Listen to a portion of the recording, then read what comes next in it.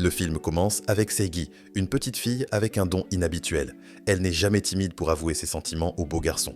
Quand elle a le béguin pour un camarade de classe, elle lui dit tout de suite. À sa surprise et sa joie, il admet qu'il l'aime aussi, et Seigi éclate en larmes de bonheur. Mais le destin est cruel. Le lendemain même, le garçon change soudainement d'école, laissant son cœur brisé. Au fil des années, Seigi change. Ses cheveux ne restent plus droits comme avant, contrairement à sa sœur jumelle, Hijis. Elle commence à se demander si cette différence résulte de l'héritage de la jalousie de son père. Plus tard, elle tombe secrètement amoureuse d'un garçon du voisinage et lui prépare même un cadeau. Le jour où elle rassemble le courage de se confesser, le garçon vient frapper à sa porte, mais il demande à voir Yeji, pas elle. Cette expérience amère fait promettre à Seiji de ne plus jamais se confesser. Cette promesse est brisée quand elle rencontre Ayun à la plage. Avec un corps gracieux comme les vagues, il capture instantanément son cœur. Le lendemain, Ayun apparaît à l'école, suscitant l'admiration de tous. Mais à la surprise générale, il fait signe à Seiji, la laissant figée tandis que ses amis la regardent curieusement. Embarrassée, elle explique qu'elle l'a rencontré par hasard sur la plage la veille. En classe, Seiji voit les classements des examens blancs et remarque Ayun parmi les 100 premiers, ce qui lui permet d'entrer dans la salle d'études du soir. Des rumeurs disent que confesser dans cette salle garantit presque le succès, mais Seiji désespère. Ses notes sont beaucoup trop basses pour se qualifier. Pendant la récréation, elle et ses amis regardent Ayun jouer au basket. Entourée de filles admiratives, Seiji décide de se démarquer. Elle lui achète une boisson, écrit son nom dessus et demande au propriétaire de la cantine de la livrer. Mais le propriétaire sait déjà pour qui c'est. Beaucoup de filles avaient fait la même demande ce jour-là. Dehors, Seiji rencontre son ami aux cheveux bouclés, In, qui tient également une bouteille d'eau pour Ayun. Après l'école, Seiji retourne à la plage, espérant que Ayun réapparaisse. Elle attend dans la mer, mais à la place, un autre garçon arrive. Il ramasse son badge tombé, et quand sa chemise tombe dans l'eau, il essaie de l'attraper mais tombe dedans. Il ne sait pas nager, et Seiji se précipite pour le sauver. Elle le traîne jusqu'à la rive et se penche pour faire un bouche à bouche. Mais avant que ses lèvres ne touchent les siennes, il se réveille soudainement. Seiji, furieuse et embarrassée, le gronde sévèrement. Pourtant, au fond d'elle-même, elle est soulagée qu'il soit sain et sauf. Le lendemain, le même garçon, Seok, est transféré dans l'école et la classe de Seiji. Sa jambe est dans un plâtre à cause de l'incident et ils se reconnaissent immédiatement. Le professeur le présente, révélant que Seok est plus âgé. Il avait déjà passé l'examen universitaire, échoué, et devait maintenant retourner à l'école. Seiji le salue chaleureusement, mais il reste impassible et parle peu. Le lendemain matin, elle le voit lutter avec son plâtre et insiste pour l'aider, bien qu'il refuse. Le superviseur réprimande un autre étudiant, Seong, pour être resté sans rien faire et lui ordonne d'aider à la place. Plus tard, Seiji est réprimandé pour ne pas avoir porté son badge. Elle ment, disant qu'il a dû disparaître. En réalité, il est toujours avec Seok, qui ne l'a pas rendu. Au déjeuner, Seiji et ses amis apportent de la nourriture pour Seok, le surprenant par leur gentillesse. Quand les autres demandent si Seiji l'a vraiment sauvé à la plage, Seok reste silencieux, mais Seiji intervient fièrement et revendique le mérite. En riant, elle dit même qu'il lui doit maintenant des faveurs. Il devrait tenir son parapluie, lui apporter de la nourriture et leur acheter des glaces. Seok ne peut pas refuser. Plus tard, ses amis lui font un nouveau badge. Seok est sur le point de rendre l'original, mais quand il entend quelqu'un dire « Peut-être que celui qui a pris ton badge l'a fait parce qu'il t'aime bien », il retire discrètement sa main. Pendant ce temps, Seiji insiste de nouveau sur le fait que son cœur appartient seulement à Ayun. « Je l'aime, il n'y a pas de place pour quelqu'un d'autre », dit-elle. Juste au moment où elle termine, un ballon lui arrive soudainement dessus. Il manque de la frapper, mais est renvoyé d'un coup de pied au dernier moment. Et celui qui se tient là est Ayun, marchant directement vers elle. Après que Ayun ait accidentellement frappé Seiji avec la balle, il s'est rapidement excusé et a montré de l'inquiétude, tandis que Seiji baissait les yeux, timide et embarrassé. Ses amis ont immédiatement taquiné en disant qu'il devait l'avoir fait exprès juste pour trouver une occasion de lui parler. Pourtant, Seok ne le voyait pas du tout de cette façon. De retour en classe, les amis proches de Seiji ont révélé que les cheveux d'Inchong étaient redevenus parfaitement lisses. Choquée, Seiji s'est précipitée dans la salle de classe voisine pour voir par elle-même. C'était vrai, et c'était quelque chose dont elle avait toujours rêvé.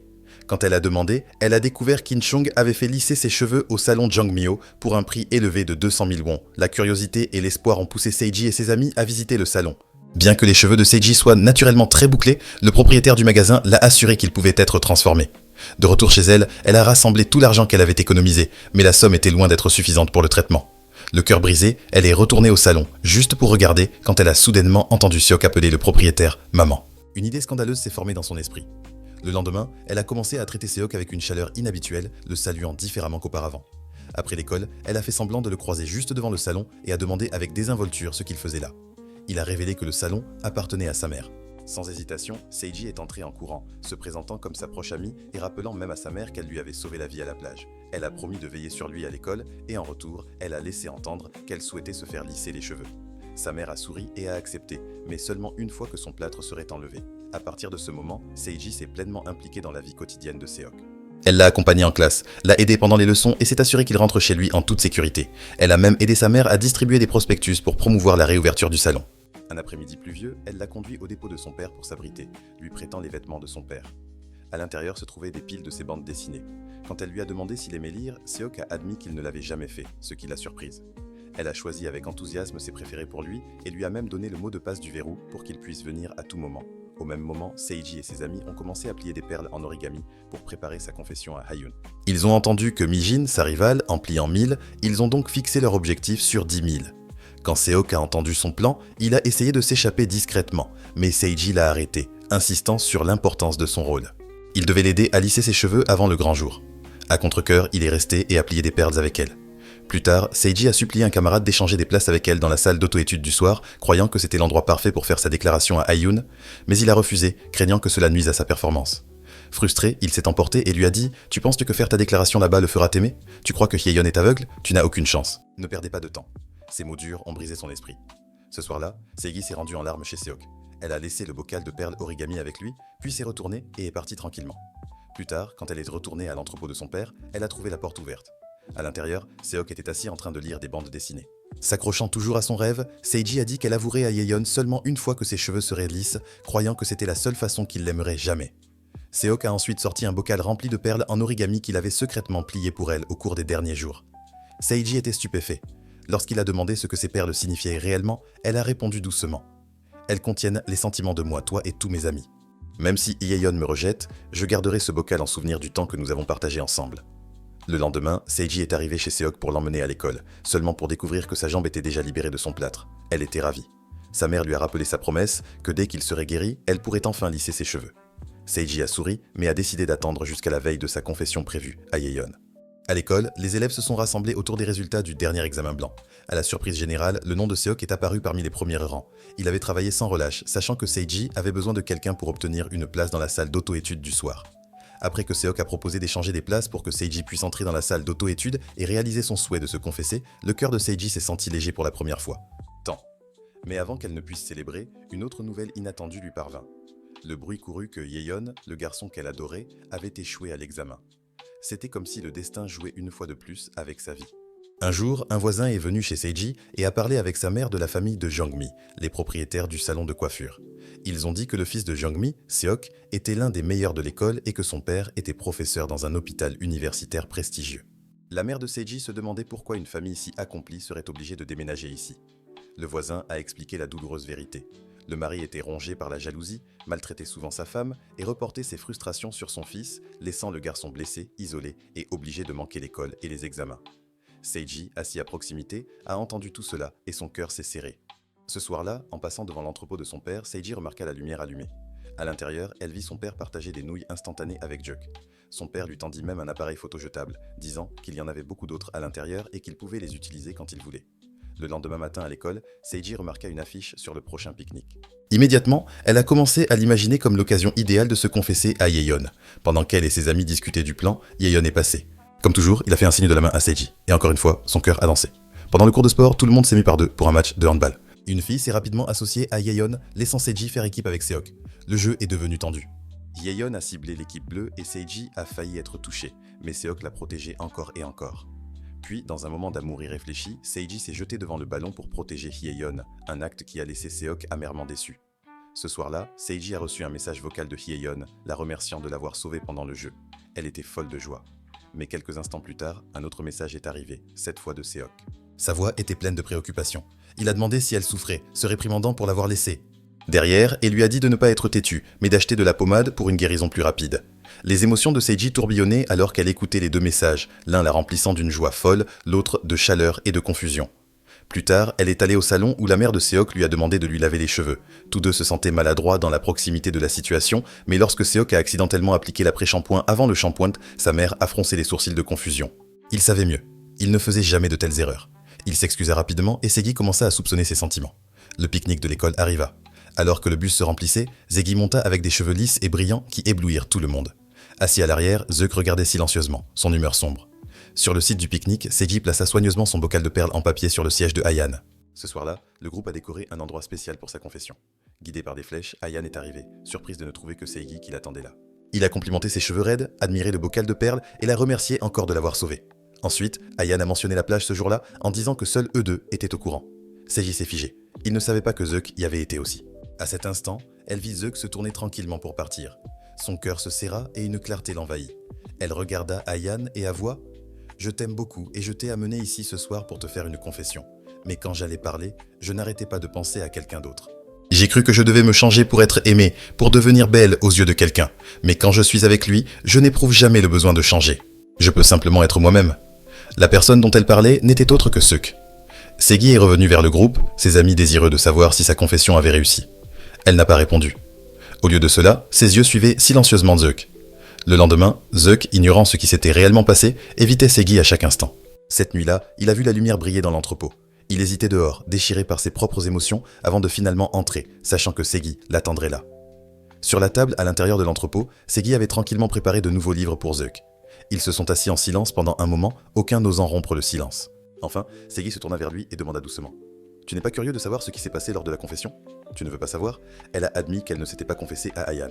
Surpris, Zeuk a demandé pourquoi. Segi a souri légèrement et a répondu « Parce que je veux me concentrer sur mes études. Mais ne le dis pas aux autres. Je ne veux pas les décevoir. Quand l'examen d'entrée à l'université arrive, achète-moi juste un gros bonbon. Peut-être que ça m'aidera à mieux réussir. » Le lendemain à l'école, le cœur de Segi s'est un peu serré quand elle a vu Zeuk discuter avec In, la fille aux cheveux bouclés. Un soupçon de jalousie s'est manifesté, bien qu'elle ait essayé de le cacher. Ce soir-là, la mère de Zeuk remarqua un grand cadeau posé sur le canapé. Quand elle lui demanda ce que c'était, Zeuk expliqua que Segi lui avait demandé d'acheter un très gros bonbon.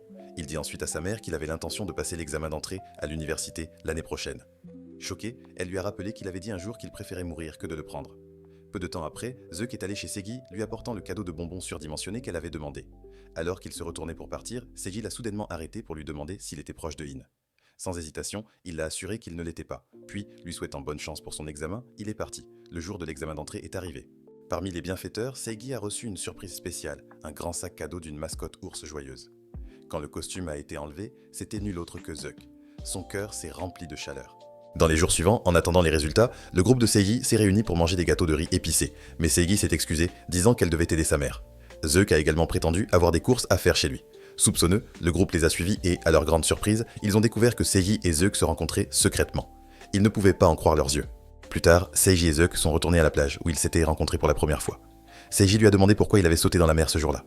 Ses yeux se sont assombris alors qu'il expliquait qu'il avait été submergé par la misère, laissant ses pensées dériver vers ce qui pourrait arriver s'il se laissait emporter par les vagues. Mais ensuite, à travers l'eau, il l'a vu nager. Sa présence l'a ramené à la vie. Lentement, il lui a tendu le badge qu'il avait gardé tout ce temps, avouant qu'il l'avait conservé comme un rappel de la personne qui l'avait sauvé. Il lui prit doucement la main, la regarda dans les yeux et lui dit qu'il l'aimait. Aucun des deux ne voulait se séparer quand ils sont rentrés chez eux, leurs mains s'accrochant jusqu'à ce que Segi se penche et dépose un baiser timide et tendre sur ses lèvres. Ses joues s'enflammaient, mais son cœur était en paix. De retour à la maison, la mère de Seok lui dit que dimanche, elle devait monter à Séoul pour acheter un nouveau sèche-cheveux. Il a demandé si elle avait besoin de lui pour venir, mais elle a secoué la tête et lui a dit de rester pour s'occuper du magasin. Le lendemain, Segi avait un pique-nique en famille. Avant de partir, elle n'a pas oublié d'appeler Seok et pendant leur conversation, elle n'a cessé de lui rappeler dimanche, le jour de leur rendez-vous promis. Juste après cela, Segi a appelé son groupe d'amis proches. Elle leur a demandé de l'aider à préparer tout pour sa grande déclaration à Seok à la plage. Enfin, ce dimanche spécial est arrivé. Tandis que le groupe était occupé à décorer l'endroit, Segi et Seok étaient déjà arrivés. Voyant cela, tout le monde s'est rapidement dépêché de se rendre à leur position assignée, suivant le plan. Un peu plus loin, Segi a fait signe à ses amis de s'arrêter, mais ils n'ont pas compris son intention. À ce moment précis, Seok a reçu un message et a dit qu'il devait s'éloigner pour passer un appel. À ce moment, Seok a reçu un message. Son visage est devenu sombre. Sa mère avait été hospitalisée. S'excusant auprès de Segi, il s'est précipité à Séoul. À l'hôpital, Seok a trouvé sa mère inconsciente dans le coma, avec son père se tenant froidement à ses côtés. Son père a affirmé qu'elle était tombée dans les escaliers. Puis, au lieu de montrer de la préoccupation, il a rejeté la faute sur elle, disant qu'elle avait ruiné les études de Seok et échoué en tant que mère. Seok a serré les poings, certain que son père mentait, convaincu que sa mère avait été poussée.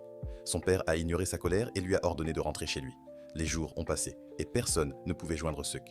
Lorsque Segi et ses amis ont visité sa maison, ils ont trouvé le magasin fermé avec une pancarte « À louer ». Confuse et inquiète, Segi se souvenait que son père était professeur à l'hôpital universitaire national de Séoul. Désespérée, elle a pris un bus pour aller en ville. À l'hôpital, elle a demandé le patient Jang-mi et a été dirigée vers la chambre, où elle a surpris une conversation glaçante. Le père de Seok a froidement dit à sa femme et à son fils qu'il partait immédiatement pour les États-Unis. S'il revenait chez eux, il ne s'échapperait jamais de son emprise. Des larmes coulaient sur les visages de la mère et du fils, aucun ne voulant partir, mais tous deux impuissants. Debout devant la porte, Segui entendit chaque mot, sa poitrine se serrant d'effroi. Ce soir-là, Segui a composé un téléphone public. Quand la voix de ceux qui a répondu, elle s'est figée, puis des mots déchirants ont échappé à ses lèvres. Elle a nié tous ses sentiments pour lui. La voix de Segui tremblait à travers le téléphone alors qu'elle forçait les mots à sortir. « Seuk, je t'ai toujours perçu comme un ami. Je te dis cela pour que tu ne te méprennes pas. À partir de maintenant, nous n'avons plus besoin de nous revoir. » Elle a dit ça, non pas parce que son cœur le voulait, mais parce qu'elle comprenait la situation impossible qu'il affrontait. Elle ne voulait pas qu'il sacrifie tout à cause d'elle. Cette nuit-là, Seiji a pleuré sans fin, sachant que c'était peut-être la dernière fois qu'elle parlait au garçon qu'elle aimait vraiment. Quelques jours plus tard, l'école a tenu sa cérémonie de remise des diplômes. Seiji, à la surprise de son professeur principal, a obtenu son diplôme avec mention. Pourtant, même en souriant pour les photos et en tenant son certificat, son cœur était lourd. Regarder les photos d'annuaire de sa classe ne faisait qu'approfondir son désir de Seok. Incapable de supporter le poids de ses souvenirs, Segui est allée à l'entrepôt, l'endroit où tous leurs moments partagés semblaient figés dans le temps. Sur une étagère, elle a trouvé un cahier que Seok avait laissé derrière lui. Sur la couverture, dans son écriture, il y avait les mots « Chronique d'amour ». À l'intérieur, elle découvrit photo après photo d'elle-même et de leur groupe d'amis. Dans chaque image, Seok avait écrit de petites notes, capturant ses expressions, qu'elles soient heureuses ou tristes, riant ou pleurant. Il avait aimé tout chez elle, non pas parce qu'elle était parfaite, mais simplement parce qu'elle était Seiji.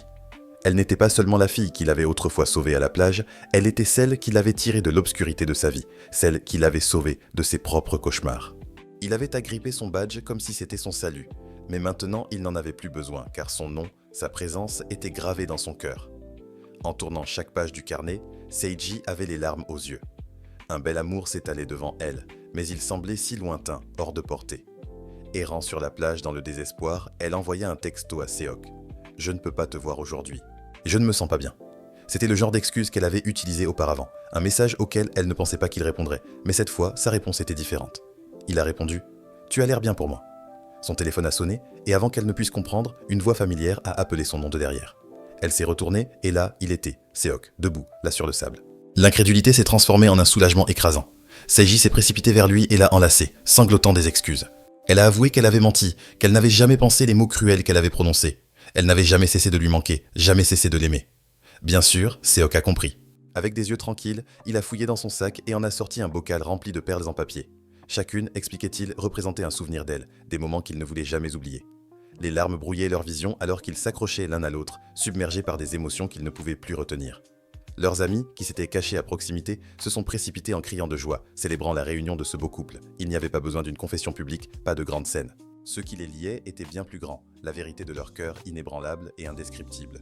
Et ainsi, leur histoire d'amour avec faux cheveux, est arrivée à sa fin.